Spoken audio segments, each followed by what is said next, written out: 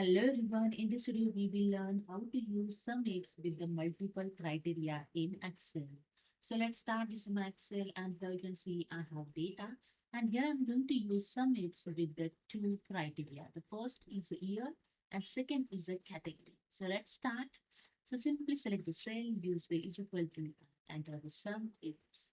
So select here the sum ifs functions, and first sum range. Okay, so here I'm going to calculate total amount as per the year and category. Total amount is sum amount.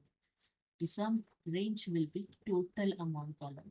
Okay, simply select the first cell, shift control down arrow to select the entire column, then use the comma. The criteria range 1. Here the criteria 1 is year. So criteria range 1 will be year column. Okay, select the cell.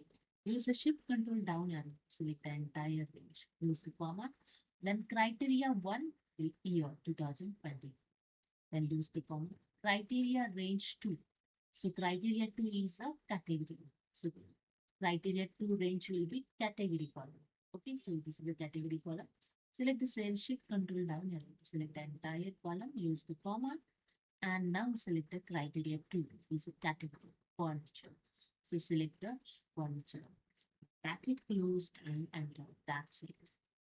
So 4111.1 here total amount in 2024 furniture category. If you want to cross it, simply apply the filter on the data, shift control and the shortcut key to apply the filter. Okay.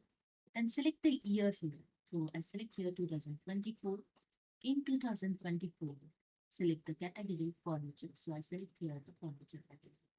Then I drag this, select this all amount, and you can check here the sum 4111.10, and I remove this filter, and you can see the 4111. Okay, so it means it's correctly calculated.